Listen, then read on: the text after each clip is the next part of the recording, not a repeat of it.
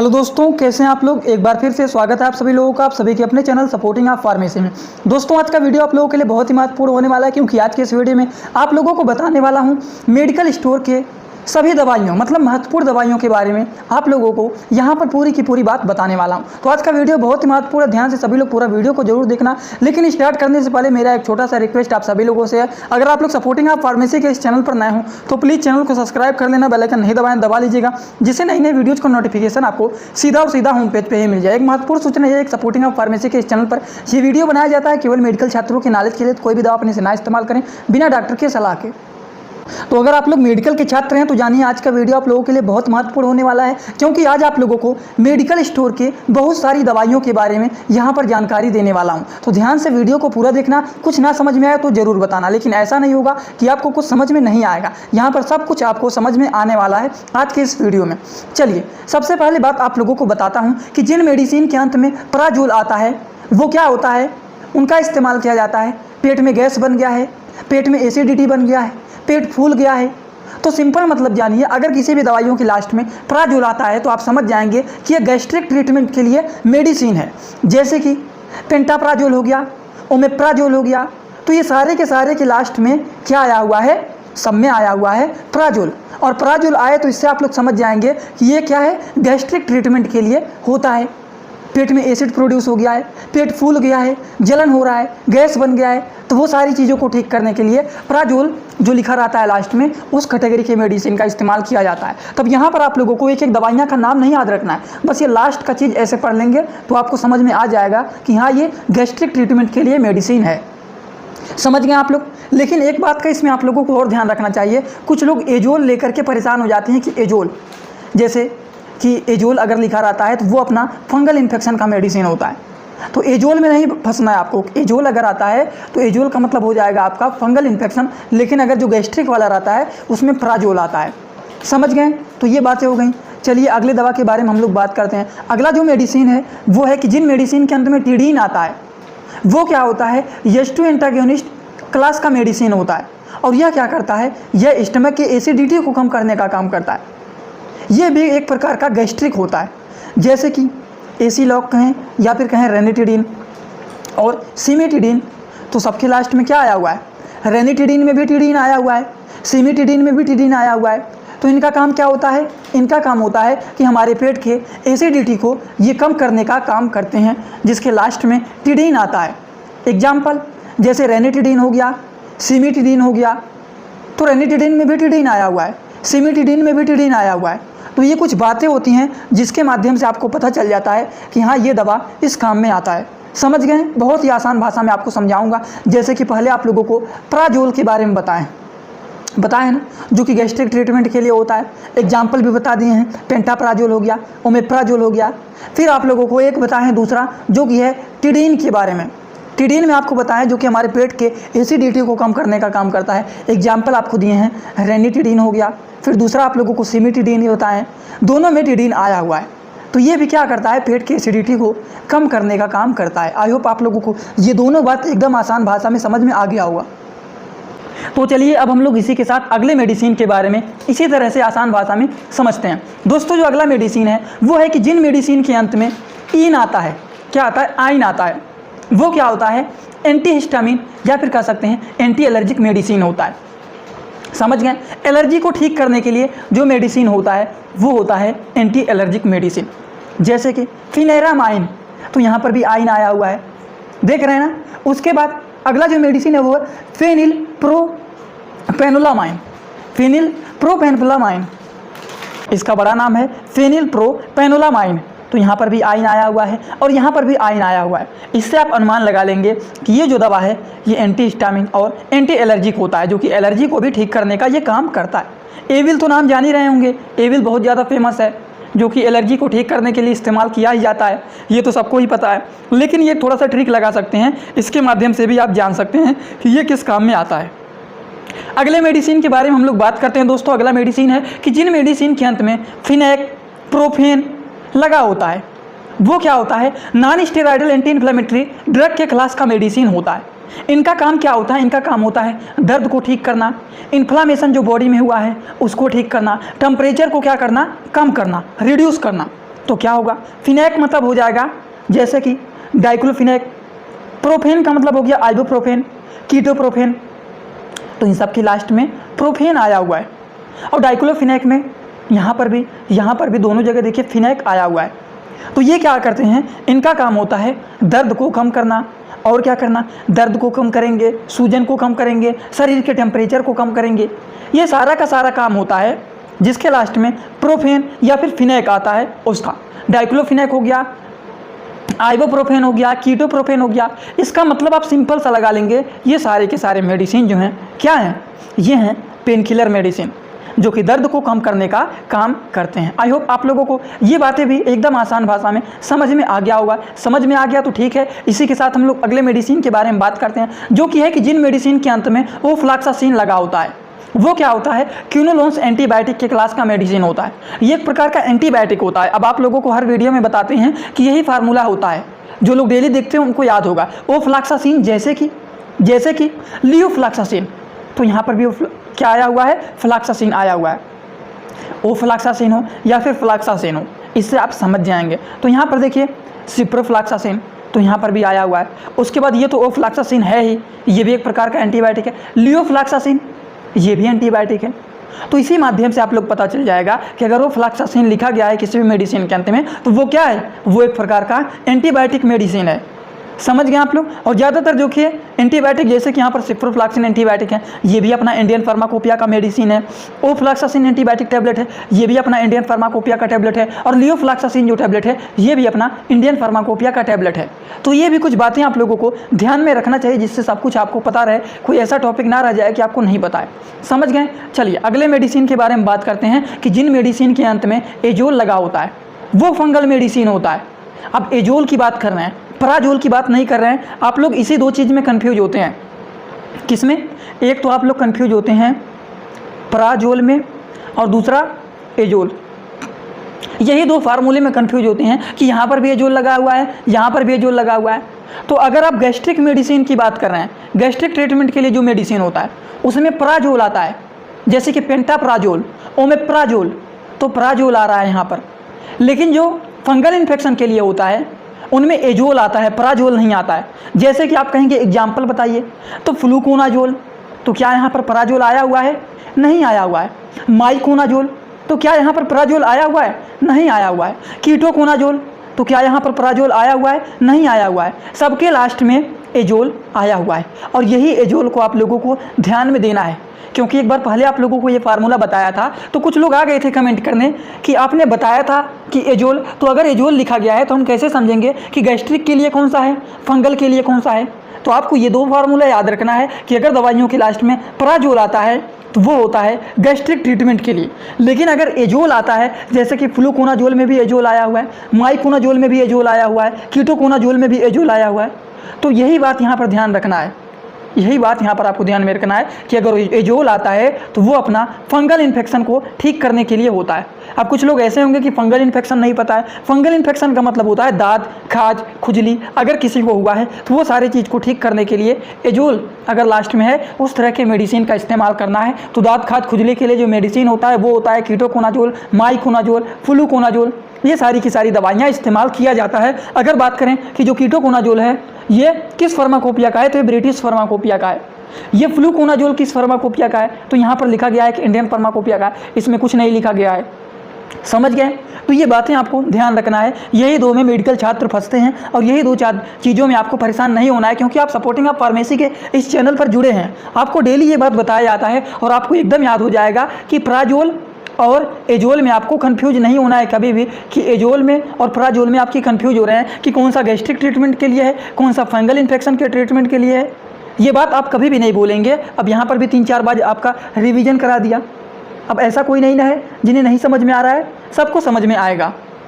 तो चलिए इसी के साथ अब लोग इसी तरह से आसान भाषा में कुछ अगले और मेडिसिन के बारे में जान लेते हैं। अगला जो मेडिसिन है वो है कि जिन मेडिसिन के अंत में माइसिन आ जाए, साइक्लिन आ जाए, सल्फा आ जाए, वह भी एक प्रकार का एंटीबायोटिक मेडिसिन होता है। और जो लोग नए हैं जिन्हें नहीं समझ में आ रहा है कि हम आप लोगों को यहाँ पर एंटीबायोटिक क्या बता रहे हैं, जिन्हें नहीं पता है वो जान लीजिए। एंटी का मतलब होता है अपोजिट काम करना, अपोजिट को हिंदी में बोलते हैं उल्टा काम करना। और बायोटिक का मतलब होता है बैक्टीरिया वायरस। तो ये क्या करता है, एंटीबायोटिक मेडिसिन जो होता है ये बैक्टीरिया वायरस के अपोजिट काम करता है, ये बैक्टीरिया को किल करने का काम करता है। इसीलिए कहते हैं कि ये है एंटीबायोटिक। एंटीबायोटिक एक ऐसा मेडिसिन होता है जो कि बैक्टीरिया वायरस के अपोजिट काम करता है, उनको किल करने का काम करता है, और इसीलिए कहते हैं एंटीबायोटिक इस्तेमाल करें। तो जिन मेडिसिन के अंत में जैसे कि माइसिन आ जाए, साइक्लिन आ जाए, सल्फा आ जाए, वो क्या होता है, एक प्रकार का एंटीबायोटिक मेडिसिन होता है। समझ गए आप लोग। जैसे कि एजिथ्रोमाइसिन, तो यहाँ पर माइसिन आ गया है। टेट्रासाइक्लिन, तो यहाँ पर क्या है, साइक्लिन देखिए आया हुआ है, ठीक, साइक्लिन आया हुआ है यहाँ पर। टेट्रासाइक्लिन में साइक्लिन आया हुआ है, एजिथ्रोमाइसिन में माइसिन आया हुआ है, एरिथ्रोमाइसिन में भी देखिए माइसिन आया हुआ है, और यहाँ पर सल्फोनामाइड, तो यहाँ पर माइड आया हुआ है। तो ये कुछ बात होते हैं जो कि आपको समझना पड़ेगा। जैसे कि स्ट्रेप्टोमाइसिन हो गया, इंजेक्शन है, तो यहाँ पर भी माइसिन आया हुआ है। तो ये कुछ बात होती हैं जिनसे आप पता कर सकते हैं कि ये क्या है, ये एक प्रकार का एंटीबायोटिक मेडिसिन है। आई होप आपको ये भी बातें एकदम अच्छे से समझ में आया होगा। इसी के साथ अगले मेडिसिन के बारे में हम बात करने जा रहे हैं कि जिन मेडिसिन के अंत में बिटाल आ जाए, पैम आ जाए, लेम आ जाए, वो एक प्रकार का एंटी एंजाइटी मेडिसिन होता है, या फिर कह सकते हैं सेडेटिव मेडिसिन होता है, क्लैम मेडिसिन होता है। जैसे कि एग्जाम्पल आप मांगेंगे कि कैसे पैम आएगा, बिटाल कैसे आएगा, तो पहला एग्जाम्पल ब्यूटल बिटाल, तो यहाँ पर बिटाल आया हुआ है, तो समझ जाएंगे कि ये भी एंटी एंजाइटी, सेडेटिव, क्लेमम, ये सब मेडिसिन है। डाइजीपैम, तो यहाँ पर पैम आए हुए हैं। लोराजीपैम, यहाँ पर भी पैम आए हुए हैं। एलेप्राजोलम, तो क्या आया हुआ है, एलेप्राजोलम, तो यहाँ पर लैम आया हुआ है, देखिए आया हुआ है ना। और माइडाजोलम, तो यहाँ पर भी लैम आया हुआ है। तो इसी तरह से आपको पता चल जाएगा कि ये किस क्लास के मेडिसिन है, ये एंटी एंजाइटी, सेडेटिव, क्लैम, इस तरह के ये मेडिसिन हैं। समझ गए आप लोग। चलिए इसी के साथ हम लोग अगले मेडिसिन के बारे में बात कर लेते हैं कि जिन मेडिसिन के अंत में केन आता है वो लोकल एनेस्थेटिक मेडिसिन होता है। अब लोकल एनेस्थेटिक का मतलब क्या होता है, वो शून्य की दवाइयाँ होता है। जैसे कि लेग्नोकेन, तो यहाँ पर केन आया हुआ है।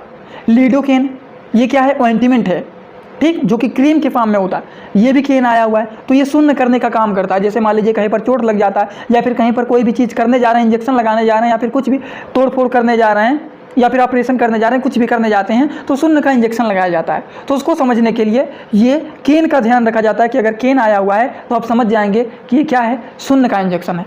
समझ गए। ये जो है लिग्नोकेन हाइड्रोक्लोराइड इंजेक्शन, ये इंडियन फार्माकोपिया का इंजेक्शन है।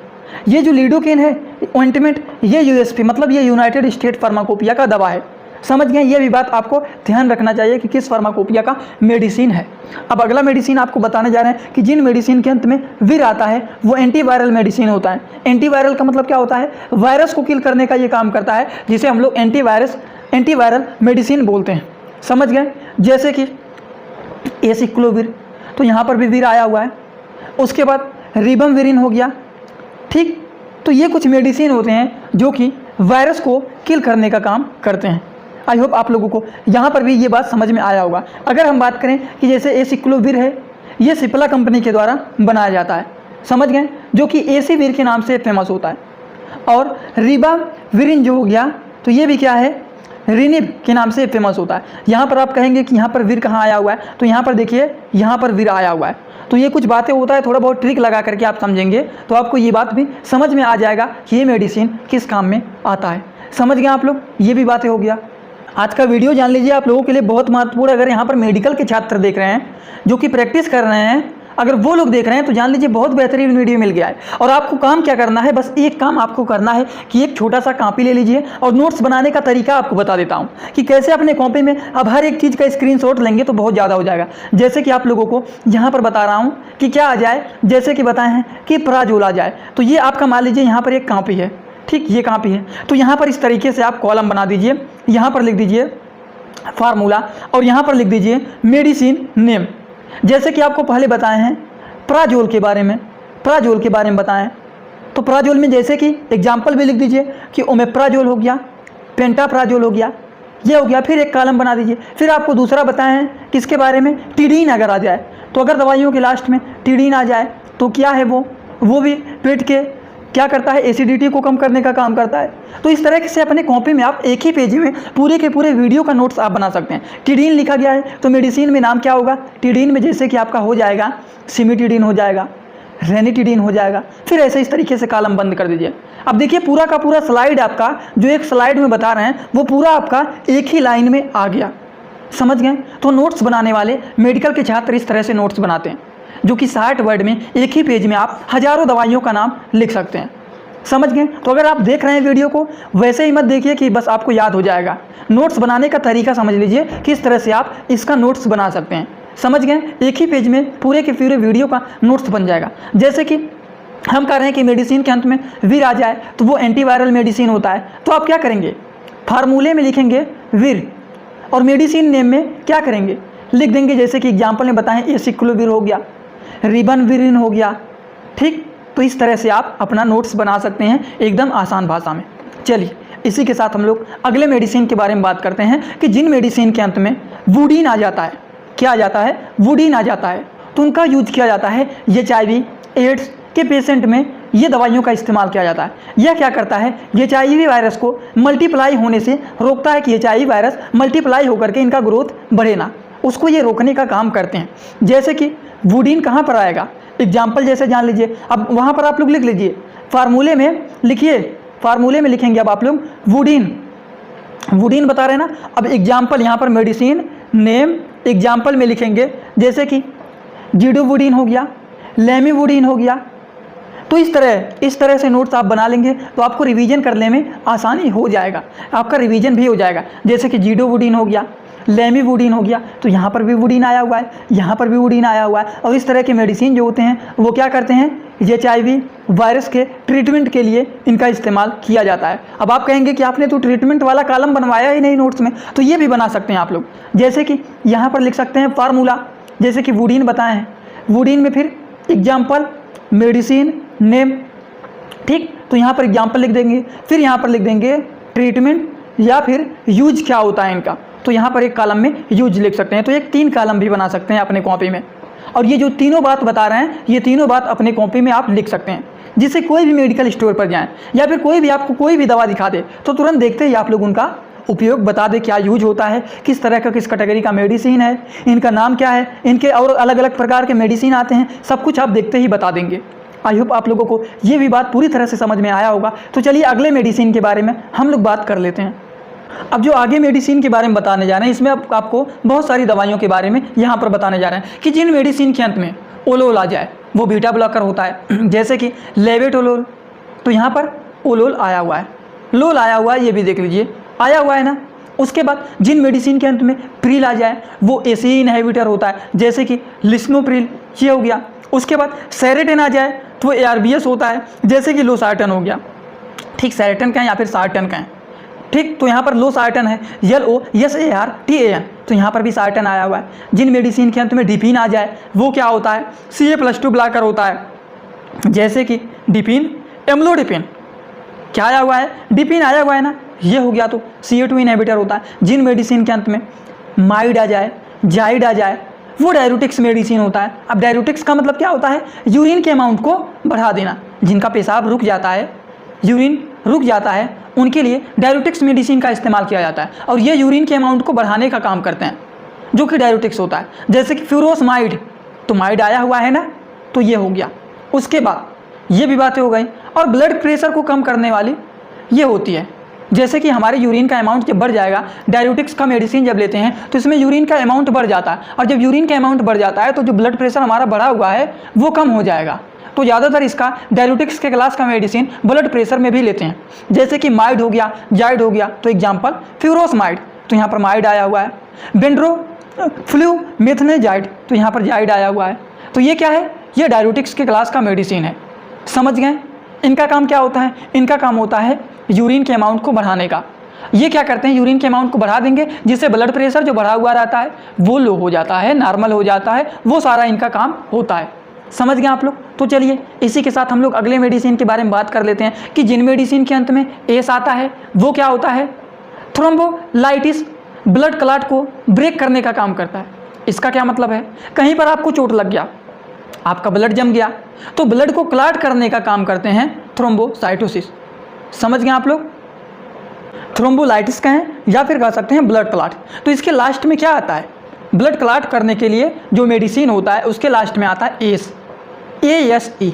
जैसे कि आपने एग्जाम्पल मांगा होगा कि एग्जाम्पल बता दीजिए, तो स्ट्रेप्टोकाइनेज, तो यहाँ पर AS आया हुआ है, ASE आया हुआ है। एमाइनेज, तो यहाँ पर भी ASE आया हुआ है। इससे आपको पता चल जाएगा कि ये ब्लड को क्लॉट करने का काम करते हैं, जमे हुए ब्लड को तोड़ने का काम करते हैं।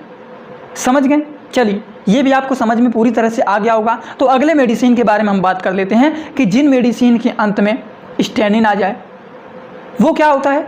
ब्लड कोलेस्ट्रॉल को कम करने में इनका यूज किया जाता है। जिनका कोलेस्ट्रॉल का लेवल बढ़ा हुआ रहता है उसको कम करने के लिए स्टेटिन के क्लास का मेडिसिन इस्तेमाल करते हैं। तो इनके अंत में स्टेटिन आता है।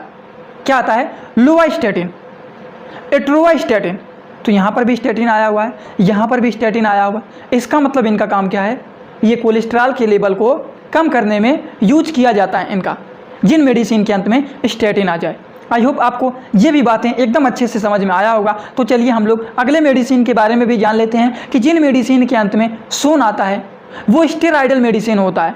इनका इस्तेमाल किया जाता है जैसे कि कहीं पर स्वेलिंग हो गया है, मतलब सूजन हो गया है, दर्द हो रहा है, लाल हो गया है, रेडनेस हो गया है, एलर्जी हो गया है, ये सारी चीज़ों को ठीक करने के लिए किस क्लास का? सोन अगर लास्ट में आया हुआ है तो ये सारी चीज़ों को ठीक करने का काम करता है। कहीं पर सूजन हो गया है, कहीं पर लाल हो गया है, कहीं पर दर्द हो रहा है, कहीं पर एलर्जी हो गया है, अब सोन आया हुआ है, जैसे एग्जाम्पल हमें दीजिए आप यही कहेंगे। तो डेक्सामेथासोन, यहाँ पर भी सोन आया हुआ है। बीटामेथासोन, यहाँ पर भी सोन आया हुआ है, और ये भी बीटामेथासोन है, तो यहाँ पर भी सोन आया हुआ है। तो ये सारी की सारी दवाइयों का काम क्या होता है? दर्द को ठीक करना, रेडनेस को ठीक करना, और किन चीज़ों को ठीक करना? एलर्जी को ठीक करना, सूजन को ठीक करना, ये सारी चीज़ों का ठीक करने का काम सोन वाला मेडिसिन करता है। तो यहाँ पर भी सोन आया हुआ है, यहाँ पर भी सोन आया हुआ है। इसी से आप अनुमान लगा लेंगे कि इनका क्या काम है। चलिए, ये बात समझ में आ गया। तो अगले मेडिसिन की तरफ हम बढ़ते हैं कि जिन मेडिसिन के अंत में सेट्रान आता है वो 5-HT3 क्या है? 5-HT3 एंटागोनिस्ट होता है। इनका इस्तेमाल नौजिया का मतलब मतली कहें या फिर कहें जी मचलाना या फिर उल्टी आना, जब किसी को उल्टी होता है या फिर उल्टी आने से पहले उनका जी मचलाता है, तब हम लोग सेट्रान के क्लास का मेडिसिन इस्तेमाल करते हैं। सेट्रान के क्लास का इस्तेमाल नहीं, सेट्रान अंत में आया रहता है, जैसे कि उंडिन सेट्रान। इनका इस्तेमाल नौजिया और वोमिटिंग में किया जाता है। जिनका जी मचला रहा है, उल्टी हो रहा है, उनमें इस्तेमाल किया जाता है। समझ गए? जैसे कि डोला सेट्रान हो गया, यहाँ पर भी सेट्रान आया हुआ है। तो ये भी क्या होता है? इनका काम होता है कि नौजिया और वोमिटिंग को ठीक करने का ये काम करते हैं। आई होप आपको ये भी समझ में आया होगा। तो अगले मेडिसिन की तरफ बढ़ते हैं कि जिन मेडिसिन के अंत में नाइडाजोल आया हुआ है वो क्या होता है? एमोबिक डाइसेंट्री में यूज किया जाता है एमोबिक ट्रीटमेंट के लिए, जैसे कि मेट्रोनाइडाजोल, मेट्रोजिल, समझ रहे हैं ना, वो होता है मेट्रोनाइडाजोल। तो यहाँ पर नाइडाजोल आया हुआ है। और एग्जाम्पल दीजिए, और क्या है? ओरिंडाजोल, तो यहाँ पर भी नाइडाजोल आया हुआ। OR को हटा दीजिए तो क्या आएगा? नाइडाजोल आएगा। ओरिंडाजोल, समझ गए? ये भी बातें हो गई। तो ये सारे के सारे क्या होते हैं? एंटी एमोबिक होते हैं। एमोबिक डाइसेंट्री में इनका यूज किया जाता है। ये भी बातें हो गई, जैसे पेट का डाइजेशन नहीं सही हो रहा है, दिन भर में बहुत ज़्यादा दस्त जा रहे हैं, इनका इस्तेमाल उस केसेस में किया जाता है। समझ गए आप लोग? चलिए आगे बात करते हैं हम लोग अगले मेडिसिन के बारे में कि जिन मेडिसिन के अंत में ट्रिप्टन लगा होता है वो 5-HT3 एंटागोनिस्ट मेडिसिन होता है। इनका यूज माइग्रेन के केस में करते हैं। माइग्रेन का मतलब सिर दर्द नहीं होता है, हेडेक का मतलब होता है सिर में दर्द होना। जैसे ये हम हैं, चश्मा लगा लेते हैं, हाँ चश्मा भी लग गया और थोड़ा सा यहाँ पर बाल भी बना लेते हैं। समझ गए? थोड़ा सा दिख नहीं रहा है, हाँ अब हमने देखने भी लग गया। अब आपको बताते हैं कि अगर मान लीजिए हम बोलेंगे हेडेक, तो हेडेक का मतलब हमारे पूरे सर में दर्द हो रहा है, पूरे के पूरे सर में दर्द हो रहा है। लेकिन अगर हम बोल रहे हैं कि माइग्रेन पेन हो रहा है, माइग्रेन का मतलब होता है कि हमारा आधा सर जो है वो फट रहा है। कभी कभी ऐसा लगता है कि जैसे कि हमारा आधा सर फट रहा है। आप लोगों ने भी कभी ना कभी महसूस किया होगा कि जैसे कि लगता है हमारा आधा सर जो है वो फट रहा है। तो इस तरह के दर्द को हम लोग बोलते हैं कि माइग्रेन पेन हो रहा है। माइग्रेन पेन में हमारा आधा सर क्या होता है? वो फटता है, और इसको हम लोग माइग्रेन पेन बोलते हैं। और जिन मेडिसिन के अंत में ट्रिप्टन आता है वो माइग्रेन पेन को ठीक करने के लिए इस्तेमाल किया जाता है, जैसे कि सुमाट्रिप्टन हो गया, तो यहाँ पर भी ट्रिप्टन आया हुआ है। ये भी माइग्रेन पेन के लिए इस्तेमाल किया जाता है। जैसे कि यहाँ पर ये भाई साहब हैं, इनका आधा सर फटा हुआ जा रहा है और इनका आधा का आधा सर इस तरह से रेड नहीं हो जाता है। आपको समझने के लिए इस तरह से रेड किया हूँ। आपके सर में दर्द होता है तो क्या आँख लाल हो जाता है? नहीं लाल होता है, बस अंदर से दर्द होता है। वो समझ गए? तो समझाने के लिए यहाँ पर ये बना दिया हूँ कि आधा सर जैसे लग रहा है कि फट जाएगा। ठीक, तो सुमाट्रिप्टन में ट्रिप्टन आया हुआ है, राइजाट्रिप्टन में भी देखिए यहाँ पर ट्रिप्टन आया हुआ है। तो इससे आपको अनुमान लग जाएगा कि ये क्या है, माइग्रेन पेन में इस्तेमाल किया जाता है। समझ गए? चलिए इसी के साथ हम अगले मेडिसिन के बारे में बात कर लेते हैं कि जिन मेडिसिन के अंत में ग्लिप्टिन लगा होता है वो DPP इनहिबिटर मेडिसिन होता है। इनका इस्तेमाल डायबिटीज में किया जाता है, शुगर के पेशेंट के लिए किया जाता है। तो क्या आता है लास्ट में? ग्लिप्टिन आता है।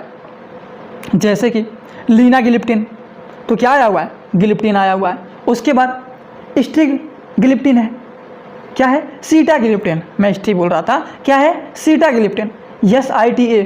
और ये फार्मूले को हमेशा अलग रखिए तभी आपको याद रहेगा, सीटाग्लिप्टिन। तो यहाँ पर भी ग्लिप्टिन आया हुआ है। तो ये सारे के सारे दवाइयों का काम क्या है? ये डायबिटीज़ के पेशेंट को दिया जाता है। जैसे कि लाइनाग्लिप्टिन, तो लाइना को अलग करिए और ग्लिप्टिन को अलग पढ़िए, तो इसी से आपको पता चल जाएगा हाँ ग्लिप्टिन आ रहा है। उसके बाद साइटाग्लिप्टिन, यहाँ पर भी ग्लिप्टिन आया हुआ है। तो समझ जाएंगे कि इस तरह के मेडिसिन डायबिटीज़ के पेशेंट को किया जाता है, डायबिटीज़ में इनका यूज किया जाता है। समझ गए आप लोग? तो चलिए अगले मेडिसिन के बारे में बात कर लेते हैं कि जिन मेडिसिन के अंत में टेरॉल आता है। क्या आता है? टेरॉल आता है। वो ब्रोंकियोडायलेटर मेडिसिन होता है। अब ब्रोंकियोडायलेटर का मतलब क्या होता है? ब्रोंकियोडायलेटर का मतलब होता है जो हमारा ब्रोंकाई है वो सिकुड़ गया है, अब उसको फैलाने के लिए यहाँ पर हमारा ब्रोंकाई जो है वो कॉन्ट्रैक्ट हो गया है। आपको यहाँ पर समझा देता हूँ कि जैसे कि मान लीजिए ब्रोंकाई का पाइप है, ये हमारा इस तरह से कॉन्ट्रैक्ट हो गया है और ये नॉर्मल ब्रोंकाई है, ये नॉर्मल ब्रोंकाई है और ये सिकुड़ गया है। तो इसे हम लोग ब्रोंको कॉन्ट्रैक्टर बोलते हैं कि ब्रोंकाई हमारा जो है कॉन्ट्रैक्ट हो गया है। अब इसको हम लोग फैलाने के लिए ब्रोंकोडाइलेटर के क्लास का मेडिसिन देंगे, जिससे हमारा जो ब्रोंकाई है वो फैल जाए और नॉर्मल कंडीशन में आ जाए, उसे हम लोग बोलते हैं ब्रोंकोडाइलेटर। तो जिन मेडिसिन के अंत में ब्रोंकाई क्या आता है? टेरॉल आता है। क्या आता है? टेरॉल आता है।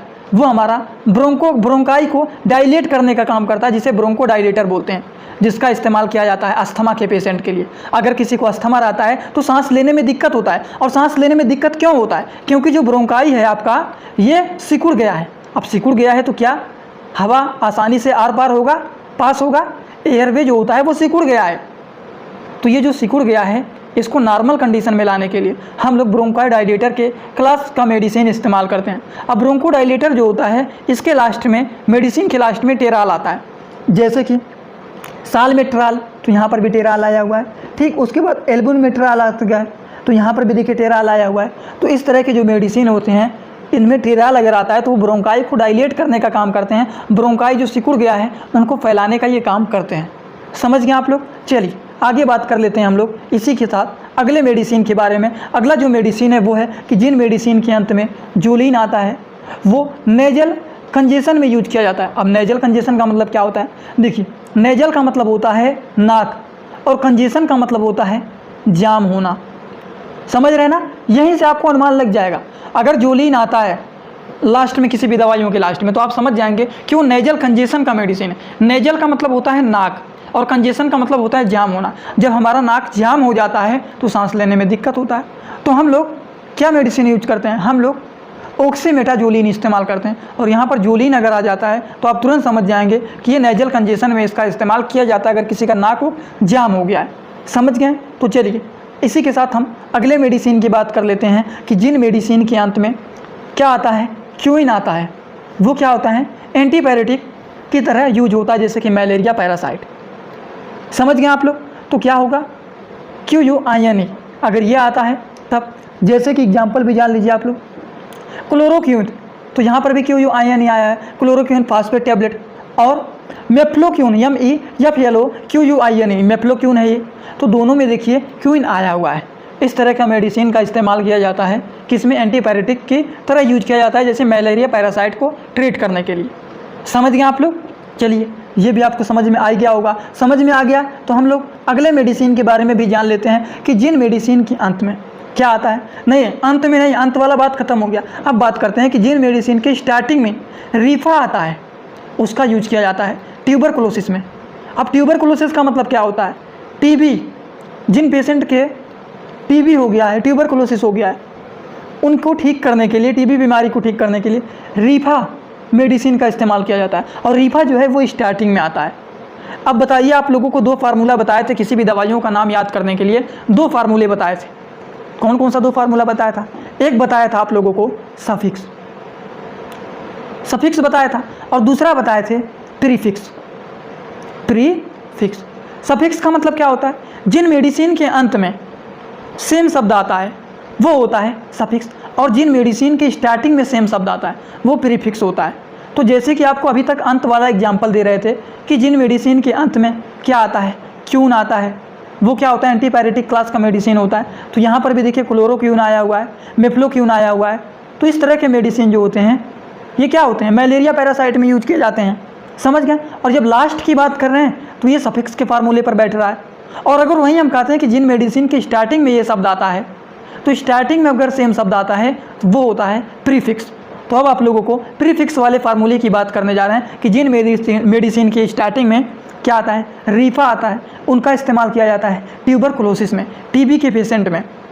जैसे कि एग्जाम्पल रीफामेट हो गया, रिफामसिन हो गया। तो क्या है? यहाँ पर भी रीफा आया हुआ है, यहाँ पर भी रीफा आया हुआ है। तो इस तरह के जो मेडिसिन होते हैं वो टीबी बीमारी को ठीक करने के लिए इस्तेमाल किया जाता है, समझ गए? ये जो है रिफामेट, ये यूनाइटेड स्टेट फार्माकोपिया का मेडिसिन है। रिफामसिन जो ये कैप्सूल है, ये इंडियन फार्माकोपिया का मेडिसिन है, समझ गए? तो ये भी बातें आपको ध्यान में रखना चाहिए, जिससे आपको कोई भी बात ऐसा ना रहे कि नहीं समझ में आ रहा है। समझ गए आप लोग?